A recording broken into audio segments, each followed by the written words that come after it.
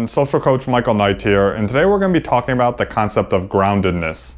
Now, this idea came to me when I was in New York City this past weekend, and if you've ever been in Manhattan in New York City, you know they have the huge skyscrapers that reach up endlessly into the sky. And it got me thinking about how important the foundation of these skyscrapers are. How important it is that the elements and external factors, such as the wind, can't easily shift them or move them over. And it's very similar when it comes to people.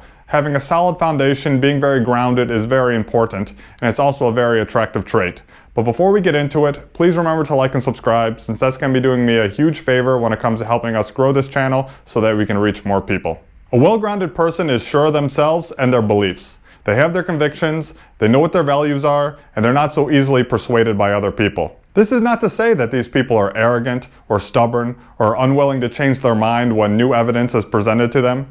Actually, being willing to say that you're wrong, admit a mistake, change your mind, this can actually be attractive traits of a person who is very well grounded, a person who has deep belief in themselves and has a proven track record and isn't worried that one little slip up is going to redefine them in the eyes of others. To have the confidence to admit to a mistake when they have honestly made one and not have that completely destroy their ego. So where does the confidence of a grounded person come from? Well, a lot of it comes from prior experiences. Being able to draw from their mind of other experiences where they're successful, so they know that they'll likely be successful in the future.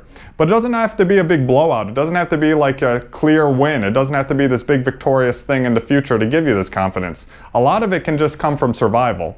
The fact that maybe you didn't thrive in your past experiences, but at least you survived them. You know what you can make it through. You know that you put your foot forward, you tried, and you're no worse off because of it.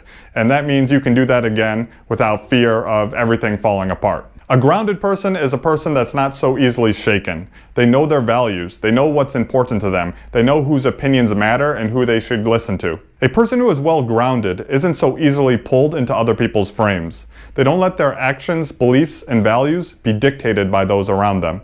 This becomes easier to do the more you go through life and are actually rewarded for forging your own path and not just listening to everyone else.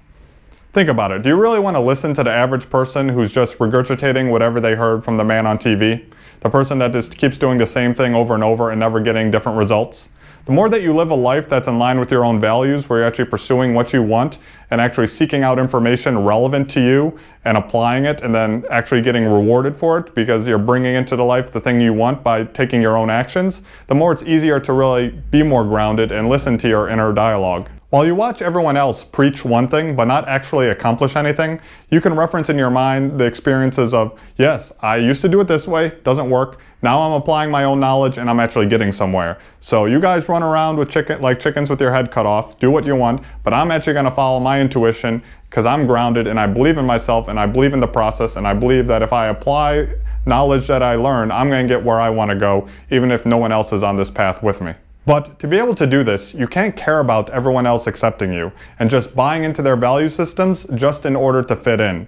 You can't be a wishy-washy person. That's not a grounded person. That's the opposite of grounded person. A wishy-washy person is someone who's willing to change their values and beliefs just to be able to fit into the environment, to tell the other person what they think they want to hear just so they like them, just so they accept them, just so they want to date them, or just so they give them a job. Often a man will try to tell a woman what he thinks she wants to hear just so she'll like him more. He doesn't want to say anything that might disagree with her because if she disagrees with him, maybe she'll like him less because of it. But that's not how it works. Often it's the opposite. A woman wants to know that she's talking to a man who's being honest with her, and the best way of showing that is being willing to disagree a little bit. Plus it makes the conversation a little more interesting. You're not just a yes man, you're a little more intriguing, you're a little bit more of a challenge, and again, you're having an honest conversation where she can evaluate you based on it. Thus, a grounded person doesn't change their beliefs and values based on who's around them. Now, those around you might be pleased if they're able to dominate you, if they're able to make you change your beliefs in order to feel more secure about their own worldview. Maybe your beliefs were a little bit threatening to them and they want to bring you into conformity because that makes them feel better about themselves. But in the end of the day, even if that happens and they're glad about that, they're still going to lose respect for you. And without respect, no good relationship can evolve. We are now going to cover some tips on how you can become a more well-grounded person. The first one is to be responsive and not reactive. A response is a well-coordinated, thought-out maneuver, while a reaction is involuntary and often emotionally based. Often, the best response to a situation is simply not to react to it, to instead remain calm and well-grounded, and not let your emotions be dictated by the environment. You should come from a place of abundance, where the fear of loss doesn't make you reactive or seem desperate. You feel enough as you are. That's not to say that you're not going to work to get better. That's not to say that you don't desire more. It's just that you believe that you're good enough as you are and you don't need things from other people.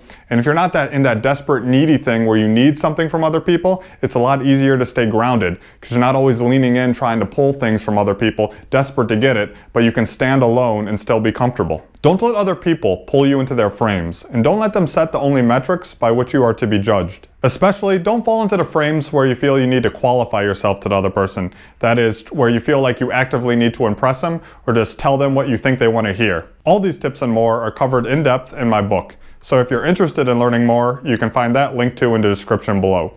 A big shout out and thanks to my Patreon subscribers. Please consider becoming one if you haven't already. And as always, please remember to like and subscribe, and I'll see you in the next video. Until next time, ciao.